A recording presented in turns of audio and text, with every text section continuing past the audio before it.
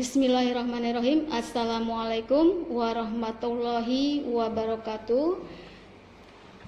Salam sejahtera. Kita panjatkan puji dan syukur kepada Allah Subhanahu wa Ta'ala yang sudah memberikan berbagai nikmat, rahmat dan taufiknya sehingga kita dapat bertemu pada kegiatan MPLS, yaitu masa perkenalan lingkungan sekolah tahun ajaran 2020-2021 yang kita laksanakan secara virtual. Karena di masa pandemi COVID-19 ini kita tidak bisa melakukan MPLS secara tatap muka, maka kita lakukan dengan secara virtual, yaitu di dunia maya. Selamat datang kepada siswa-siswi baru SMA Negeri 5 Kota Bekasi. Pada kesempatan ini Ibu akan memaparkan materi MPLS, yaitu Wawasan Wiyata Mandala, yaitu dalam rangka pengenalan lingkungan sekolah, lingkungan hidup di SMA Negeri 5 Kota Bekasi. Apa sih wawasan wiyata mandala itu? Jadi awal dari materi ini saya akan memaparkan tentang pengertian dari wawasan wiyata mandala. Wawasan itu berarti cara meninjau, cara memandang, cara melihat, dan cara menanggapi secara indrawi terhadap sesuatu, yaitu lingkungan hidup, lingkungan di mana siswa-siswi belajar. Wiyata adalah pendidikan. Mandala yaitu lingkaran, bundaran, bulatan, atau lingkungan di mana kita belajar. Jika guru mengajar, peserta didik belajar, dan semuanya kita harus hidup dalam mandala, yaitu dalam lingkungan sekolah. Jadi wawasan wiyata mandala adalah cara memandang sekolah sebagai lingkungan pendidikan dan pembelajaran. Apa tujuan dari wiyata mandala? 1. Mengemban misi pendidikan, di mana pendidikan di sini tidak boleh digunakan untuk tujuan-tujuan lain di luar bidang pendidikan. Yang kedua, harus benar-benar menjadi ciri khas masyarakat belajar di dalamnya. Yang ketiga, untuk menggali, mengenal, memahami, menyadari, menguasai, menghayati, dan menyampaikan nilai-nilai yang positif. Yang keempat, menjadi suri tauladan masyarakat sekitarnya.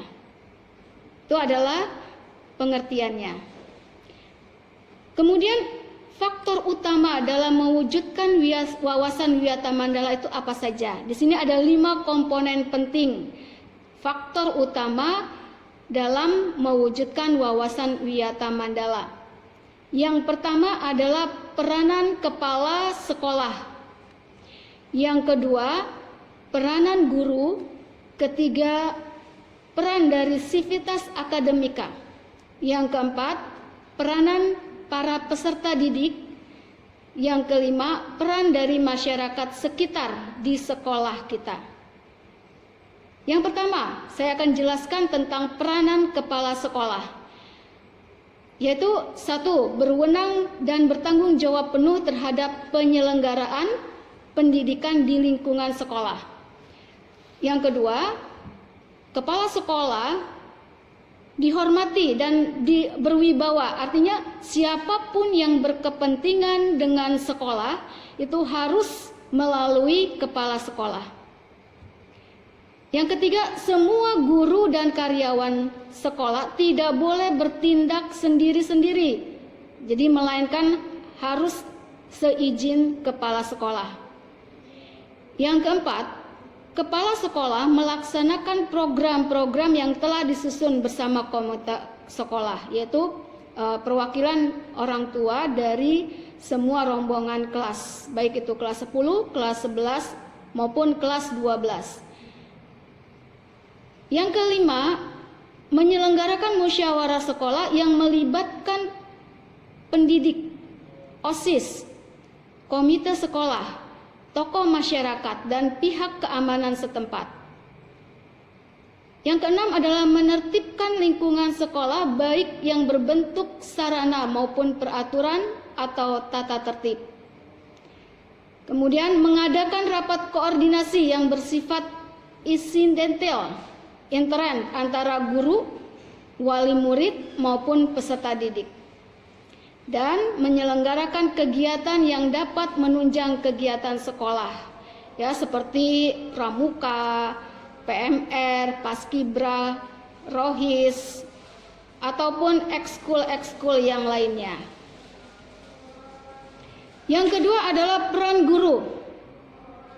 Peran guru yang pertama adalah menjunjung tinggi martabat dan citranya, baik sikap dan tingkah lakunya. Yang kedua, menjadi tauladan di masyarakat, ya, sebagai pamong. Yang ketiga, guru harus mampu memimpin baik di lingkungan sekolah maupun di luar lingkungan sekolah. Yang keempat, guru itu digugu dan ditiru, dipercaya oleh diri sendiri dan warga sekolahnya. Yang ketiga adalah peran sivitas akademika, yaitu seperti pegawai tata usaha, ya, sivitas akademika di sekolah atau di lingkungan sekolah seperti pegawai tata usaha. Jadi tata usaha itu harus mendukung kepentingan administrasi dalam rangka proses belajar mengajar di lingkungan sekolah. Yang kedua, perangkat sekolah yang lain seperti pegawai satpam, ya, OB, guru piket dan sebagainya itu harus melaksanakan hak dan kewajibannya sesuai dengan bidangnya masing-masing. Jadi semua warga sekolah itu menjalin rasa persaudaraan demi kenyamanan warga sekolahnya. Kemudian yang keempat adalah peranan dari peserta didik. Yang pertama adalah mentaati tata tertib yang berlaku di sekolah tanpa terkecuali. Yang kedua, hormat dan sopan kepada guru dan warga sekolah yang lain. Yang ketiga, hormat dan sopan kepada teman sebaya. Yang keempat, tentunya siswa itu harus belajar yang tekun.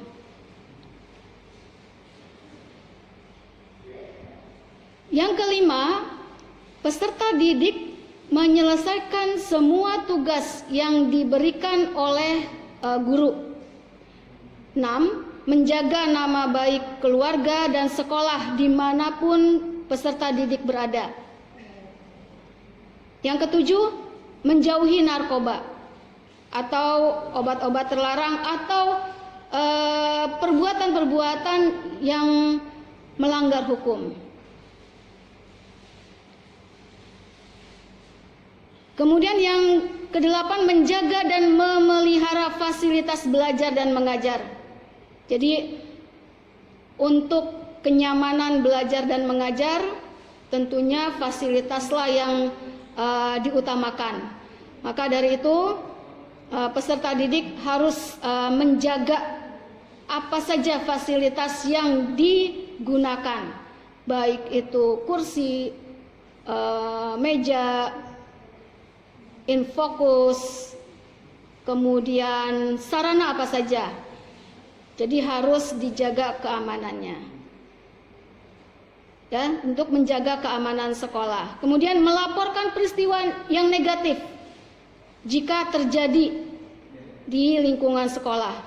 Jadi bisa melaporkan kepada OSIS, kemudian dari OSIS melaporkan kepada guru atau walasnya, wali kelasnya, atau wakil kepala sekolah, lanjut ke BK, atau sampai nanti masalahnya di kepala sekolah. Yang terakhir adalah memelihara lingkungan sekolah. Tadi ya sudah dikatakan bahwa lingkungan sekolah harus kita jaga kenyamanannya, keindahannya, dan sebagainya. Yang terakhir adalah apa peran masyarakat di sekitar sekolah kita. Yang pertama, mendukung semua program dan kebijakan sekolah dalam rangka memajukan proses belajar mengajar. Yang kedua, memberi saran dalam memajukan proses belajar dan mengajar. Peran masyarakat juga ikut menjaga keamanan lingkungan sekolah. Jadi ketika peserta didik ada yang melanggar hukum di luar sekolah, ketika ada kejadian di depan sekolah kita karena dekat dengan GOR atau dengan fasilitas umum lainnya, maka peran masyarakat harus bersinergi dengan sekolah. Terakhir adalah mengadakan kerjasama dengan pihak sekolah melalui komite sekolah. Lanjut, sekolah adalah sebagai wawasan Wiyata Mandala. Itu dikenal dengan adanya 10K. Apa saja 10K itu? Yang pertama adalah keamanan, kedua kekeluargaan, ketiga kedisiplinan, keempat kerindangan, kelima kebersihan, keenam keindahan, 7 kelestarian, 8 ketertiban, 9 kesehatan, dan 10 keteladanan. Jadi penggunaan sekolah sebagai lembaga pendidikan di mana tidak boleh digunakan untuk hal-hal yang dilarang di dalam lingkungan sekolah. Apa saja itu? Yang pertama, sekolah bukan untuk tempat promosi atau penjualan produk yang tidak ada hubungannya dengan pendidikan. Yang kedua, sekolah bukan tempat menyebarkan aliran sesat dan menyebarkan ajaran agama tertentu yang bertentangan dengan undang-undang. Yang ketiga, sekolah bukan tempat untuk propaganda politik atau tempat berkampanye. Yang keempat adalah sekolah bukan untuk tempat syuting film atau sinetron tanpa izin. Yang kelima, sekolah bukan tempat kegiatan yang dapat menimbulkan kerusakan, perselisihan, sehingga suasana sekolah menjadi tidak kondusif. Itu adalah larangan-larangan yang berlaku di lingkungan sekolah. Apa mekanismenya dalam melaksanakan Wiyata Mandala? Ini ada 2. Yang pertama adalah tahap preventif. Tahap preventif ini yang pertama adalah memelihara sekolah melalui 10K. Jadi sudah saya paparkan ya apa saja 10K itu. Yang kedua, menciptakan suasana harmonis antar warga sekolah. Baik itu guru dengan siswa, siswa dengan guru, ya, dengan kepala sekolah, dengan para pegawai TU, dengan para OB. Itu harus menciptakan suasana yang harmonis. Yang ketiga, membentuk jaring pengawasan atau razia. Yang ini nanti dilakukan oleh para OSIS, ya, pengurus OSIS dengan seizin wakil kepala sekolah bidang kesiswaan, dengan wali kelas atau dengan semua guru yang ada di lingkungan sekolah. Yang keempat, menghilangkan bentuk perpeloncoan saat diadakan MPLS ini. Yang kelima, mengisi jam kosong dengan kegiatan tutor sebaya. Nah, teknis dari tutor sebaya ini nanti akan disampaikan dari materi cara belajar yang efektif. 6. Meningkatkan keamanan dan ketertiban saat berangkat dan saat bubar sekolah. Itu adalah yang kedua, tahap represif. Tahap represif ini yang pertama, mendamaikan pihak yang terlibat perselisihan. Yang kedua, menetralisir isu negatif yang berkembang. Yang ketiga, berkoordinasi dengan pihak keamanan bila ada kriminal di sekolah. Yang keempat, menyelesaikan kasus secara hukum terhadap kasus yang melibatkan pihak luar sekolah. Nanti sekolah akan bekerja sama dengan pihak kepolisian. Yang kelima, mengadakan bimbingan dan penyuluhan yang berkoordinator dengan guru BK. 6. Memberikan sanksi sesuai dengan tata tertib yang berlaku. Demikian dari saya tentang materi pengenalan lingkungan hidup atau pengenalan lingkungan sekolah. Kurang lebihnya mohon maaf. Nah, nanti kalian ada evaluasi yang akan dipaparkan oleh moderatornya. Terima kasih. Wabillahi taufik wal hidayah. Wassalamualaikum warahmatullahi wabarakatuh.